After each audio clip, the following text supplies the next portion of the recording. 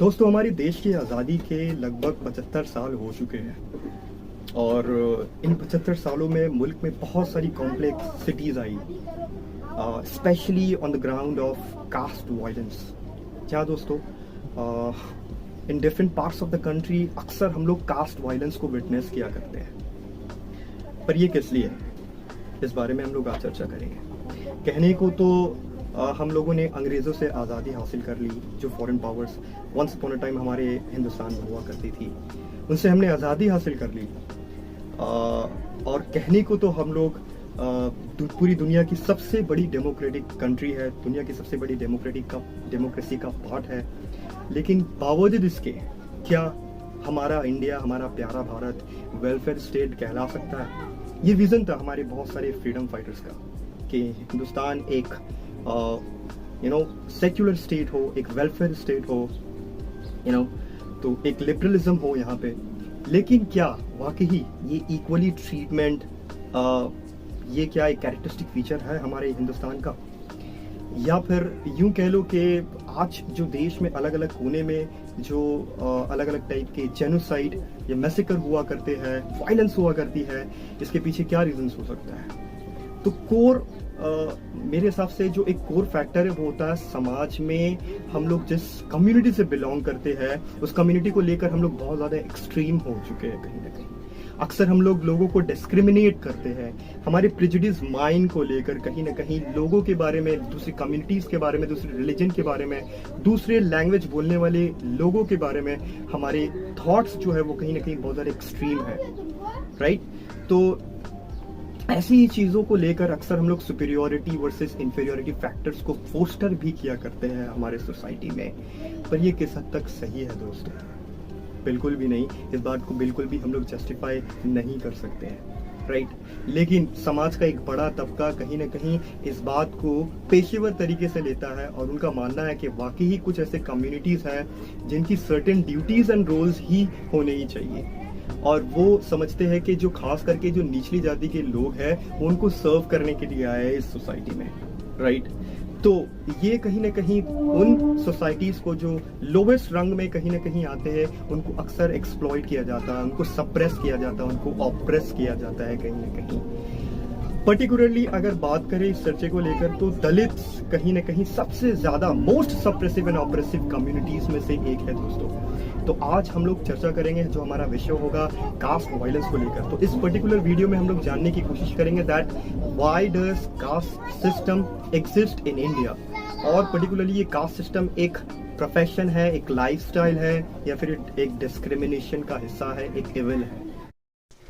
1968 में एक दलित मैसेकर होता है जिसे हम खेजवन मनी मैसेकर के नाम से भी जानते हैं। इस मैसेकर में 42 दलित्स को मार दिया गया था। ऑफिशियल रिपोर्ट्स के हिसाब से इन 42 दलित्स में 20 औरतें, कुछ 16 बच्चे और कुछ 6 मर्द शामिल थे। इन तमाम लोगों को ज़िंदा जला दिया जाता है in the district of Thanjavur of Tamil Nadu. तो ये था पहला इंस्टेंस। अब दूसरे इंस्टेंस के बारे में बात करते हैं, that is on 11 March year 2000। जी हाँ दोस्तों, इस साल कंबापल्ली दलित मैसेकर हुआ था जिसमें 7 दलित्स को एक रूम में लॉक कर दिया जाता है और इन्हें ज़िंदा जला दिया जाता है, और ये इंसिडेंट हमारे कर्नाटक में हुआ था। इसके बाद 10 दिसंबर ईयर 2020 में एक बार फिर से 25 साल के दलित आदमी को बुरे तरीके से मौत के घाट उतार दिया जाता है दोस्तों, जस्ट बिकॉज उसने खाना टच किया था। खाने को लेकर जो है ये विवाद हुआ था, एंड उसको लास्टली उसको जान से मार दिया जाता है। तो काफ़ी शर्मिंदगी वाली बात है। अभी रिसेंटली और भी दूसरे दलित जेनोसाइड हुए थे, जैसा कि तिरुपुर दलित मर्डर केस जो हुआ था, इसमें पॉलिटिक्स ऑफ हेट्रेड देखा जा सकता था साफ साफ। ये भी तमिलनाडु में हुआ था, जहाँ पर एक दलित लड़के ने एक अपर कास्ट हिंदू लड़की के साथ शादी की थी, जिसकी वजह से एक इंसिडेंट होता है जिसमें उस लड़के की मौत हो जाती है। तो ये था। उसके बाद एक और कास्ट वायलेंस होता है, एक और दलित जेनोसाइड होता है, और 3 दलित टीन्स को बुरे तरीके से पीट कर मार दिया जाता है चित्तौड़गढ़ में, जिसकी वजह से 6 लोगों को अरेस्ट भी की जाती है। ये दलित टीनेजर्स बेसिकली नंगे कर दिए जाते हैं पब्लिक में और ब्रूटली इन्हें मारा जाता है। इसके बाद कर्नाटका में एक और ऑनर किलिंग की केस को रजिस्टर किया जाता है, जहाँ पर एक लड़की को मार दिया जाता है by father just for eloping with Dalit boy. तो ये भी एक ऑनर किलिंग था कहीं ना कहीं। तो हमारे देश में हर जगह कहीं ना कहीं कभी ऑनर किलिंग के केसेस आते हैं और कभी ज़ात पात ऊंच नीच को लेकर जो है ये मामला उभर कर सामने आते ही रहते हैं। वेल, ये लिस्ट कंप्लीट नहीं होती है, इसके अलावा और भी बहुत सारे केसेस अक्रॉस द कंट्री होते रहते हैं।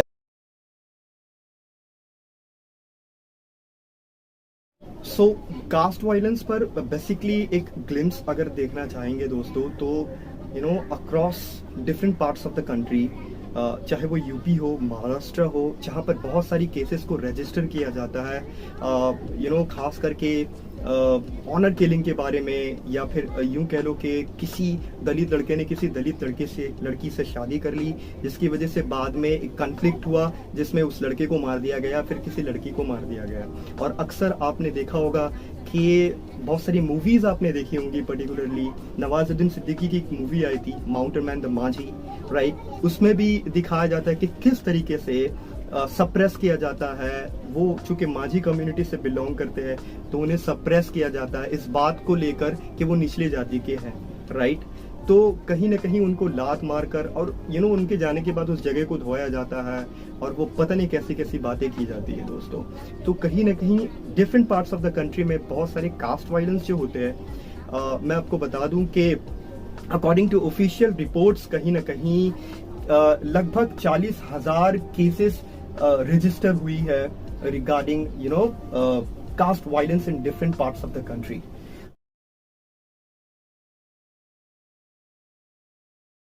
अब ये जो एक विषय है, ये जो एक टॉपिक है, बहुत ही क्रूशियल टॉपिक माना जाता है कि आखिरकार कास्ट सिस्टम ओरिजिनेट जो इंडिया में हुआ है, इस बात को लेकर स्कॉलर्स के दरमियान कहीं ना कहीं कंट्रोवर्सीज है, डिबेट है इस बात को लेकर कि आखिरकार कास्ट सिस्टम जो ओरिजिनेट हुई थी इंडिया में वो प्रोफेशन को लेकर हुई थी। सर्टेन ड्यूटीज एंड रेगुलेशंस कहीं ना कहीं इंटरेस्ट किया गया था अलग अलग सोसाइटी के हिस्से को, राइट।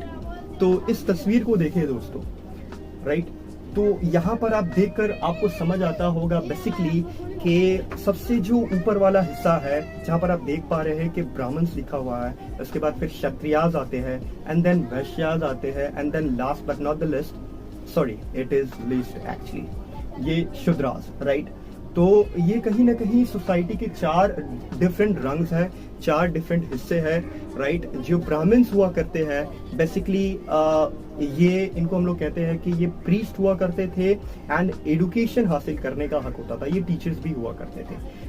देन आता है हमारा क्षत्रियाज। ये क्षत्रियाज वो लोग थे जिन लोगों को सोल्जर्स कहा जाता है, जिन लोगों की ड्यूटी थी कि वो सोसाइटी को सर्व करे और फॉरेन किसी भी टाइप का हमला होता है या सिक्योरिटी मामले को लेकर कहीं ना कहीं क्षत्रियाज की ये ड्यूटी हुआ करती थी।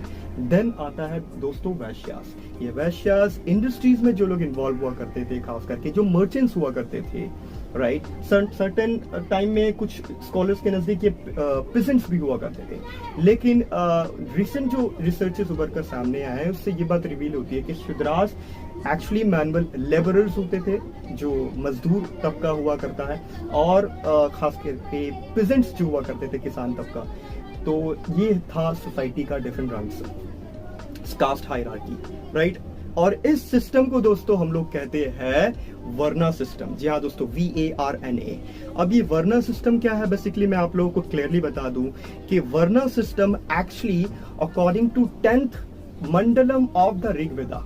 जी हाँ दोस्तों, ऋग्वेदा कहने का मतलब है कि oldest literary source of the Hindu society is known as Rigveda.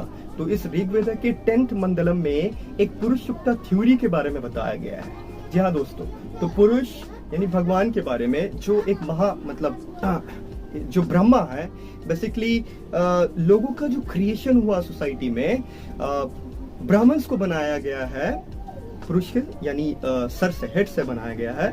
इसकी वजह से वो सबसे सोसाइटी का सबसे अपर पार्ट है, उनको सबसे ज्यादा प्रिविलेजेस मिलना चाहिए या फिर मिलते हैं। उसके बाद क्षत्रियास जो आते हैं इनको शोल्डर से बनाया गया दोस्तों। तो ये शोल्डर चूंकि मजबूत पार्ट है, ये इम्प्लाई करता है उस सेंस को कि ये फाइट करने के लिए बने हैं। उसके बाद आता है वैश्यास दोस्तों। तो ये पैरों का वो हिस्सा है जो सबसे मजबूत माना जाता है, जो ऊपर वाले दो हिस्सों को स्टेबल करके रखता है। तो मर्चेंट्स और दूसरे जो ट्रेडर्स हुआ करते हैं वो इस सेक्शन में आते हैं। Last but not the least, Shudras को पैरों से बनाया गया है। तो कुछ लोगों का मानना है कि ये बिल्कुल इलॉजिकल है सोसाइटी को 4 अलग अलग हिस्सों में डिवाइड करना। बट एंशियंट टाइम में दोस्तों मैं आपको बता दूं, वैदिक सिविलाइजेशन के टाइम में Vedic civilization can be divided into 2 parts. पहला है ऋग्वैदिक सोसाइटी, दूसरा है लेटर वैदिक सोसाइटी। तो ऋग्वैदिक सोसाइटी जो है बेसिकली 1500 बीसी से लेकर 1000 बीसी तक चलती है। एंड देन लेटर वैदिक पीरियड जो है वो 1000 बीसी से लेकर 600 बीसी तक रहती है। तो ये right from 1500 BC to 600 BC Vedic civilization के टाइम में कहीं ना कहीं कास्ट सिस्टम ट्रेडिशंस भी उभर कर सामने आया था। उसका सबसे बड़ा रीजन ये है दोस्तों कि ये कास्ट सिस्टम कहीं ना कहीं हिंदुस्तान में ओरिजिनेट तो हुई है, लेकिन ये ट्रेडिशंस एंड कस्टम्स बाहर से आए हैं। ये कहा जाता है कि Aryans after the decline of the Harappan civilization Hindustan, यहाँ पर वो लोग आए और जब यहाँ पर पहुंचे तो उन्होंने खुद के कस्टम्स एंड ट्रेडिशंस को भी यहाँ पर स्टैब्लिश किया।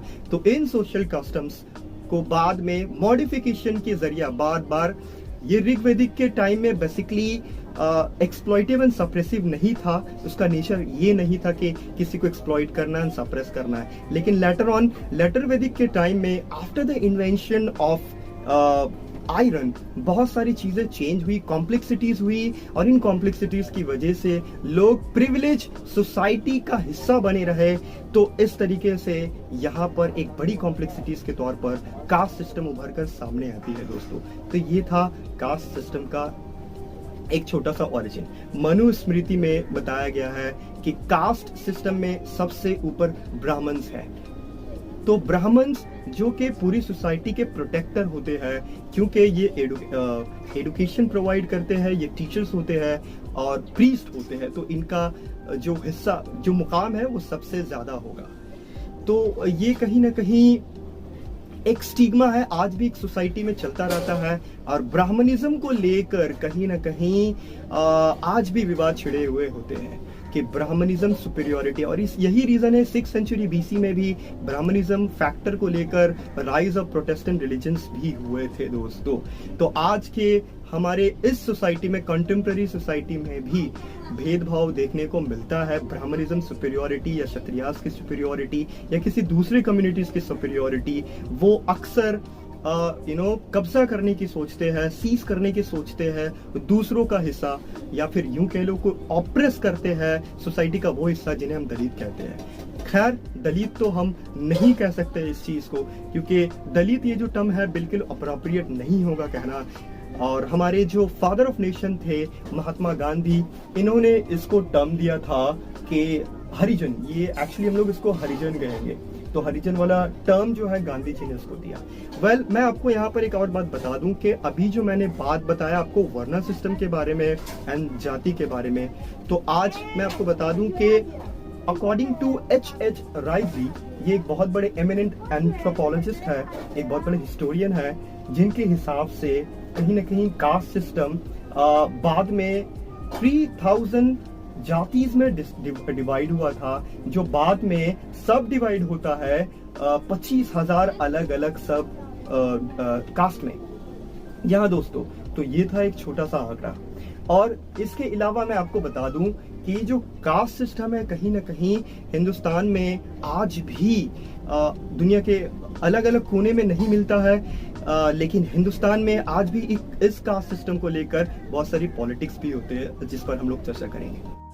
अब यहाँ कास्ट बेस्ड पॉलिटिक्स में अलग अलग बहुत सारे जो बड़े बड़े एमिनेंट नेता जो है, जिनका नाम मैं नहीं ले सकता, चाहे वो यूपी का मामला हो, चाहे वो आप महाराष्ट्र ले लीजिए, चाहे वो आप किसी भी जगह पर चले जाइए, कास्ट बेस्ड पॉलिटिक्स बहुत ज़्यादा होती है और अपनी कम्युनिटीज़ को किसी भी तरीके से प्रोवोक करके, स्टिमुलेट करके उनसे वोट भी हासिल किया जाता है कास्ट के नाम पर। और मैं आपको यूं बता दूं कि कास्ट चूंकि आज कॉन्टेम्प्ररी वर्ल्ड में एक बहुत बड़ा मुद्दा बन चुका है हिंदुस्तान में, इस बात को लेकर कहीं ना कहीं इलेक्शंस में इसका बहुत ज़्यादा फायदा उठाया जाता है दोस्तों।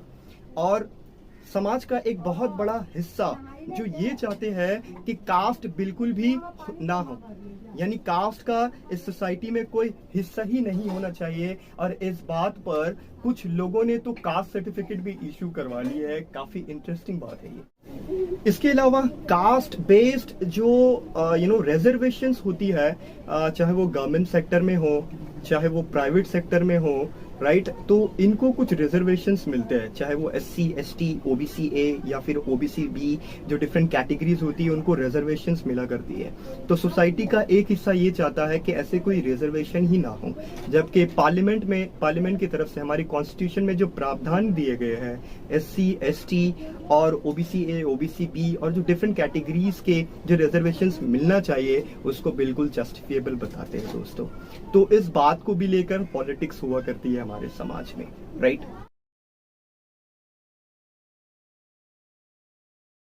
सो एक ब्रीफ कंक्लूजन हम ये निकाल सकते हैं कि कास्ट सिस्टम इंडिया में जो कि प्रेवेलिंग सिस्टम है एंशिएंट टाइम से, वो अब भी कॉन्टेम्प्ररी वर्ल्ड को इफेक्ट कर रहा है। जो हमारी सोसाइटी है वो एक कॉस्मोपॉलिटन सोसाइटी है, एक सेक्युलर सोसाइटी है और यहाँ पर कास्टिज्म की कोई जगह नहीं होनी चाहिए दोस्तों। लेकिन जैसा कि आप जानते हैं कि across different parts of the country caste violence होते ही रहते हैं और इसको रोकने का सबसे बेहतर तरीका यही है कि हम इस बात को एक्सेप्ट करें कि वो भी सोसाइटी का वही हिस्सा, उसको प्रिविलेज मिलना चाहिए जिस हिस्से में आपको वो प्रिविलेज मिलता है दोस्तों। क्योंकि इक्वालिटी का सेंस नहीं रहेगा तो अक्सर कन्फ्लिक्ट्स हुआ करेंगे और वायलेंस इसकी वजह से होता रहेगा दोस्तों। तो यहाँ हिंदुस्तान को वेलफेयर स्टेट का एक ट्रू मीनिंग प्रोवाइड करने के लिए ये बहुत ही जरूरी होगा दोस्तों कि इस बात को हम लोग एक्सेप्ट कर ले और कॉन्स्टिट्यूशन में जो प्रावधान दिए गए हैं उसका भी समर्थन करें। मैं आपको ये बात बता दूं कि कास्ट सिस्टम वेदर एक लाइफस्टाइल है या फिर एक प्रोफेशन है, तो प्रोफेशन उन लोगों के लिए बन चुका है दोस्तों जो रिजर्वेशंस को लेकर कहीं ना कहीं अपनी जॉब्स को सिक्योर कर चुके हैं। तो कहीं ना कहीं ये उनका लाइफस्टाइल हो चुका है। रिगार्डिंग प्रोफेशनलिज्म, आज ये प्रोफेशनलिज्म का हिस्सा बिल्कुल भी नहीं रहा दोस्तों।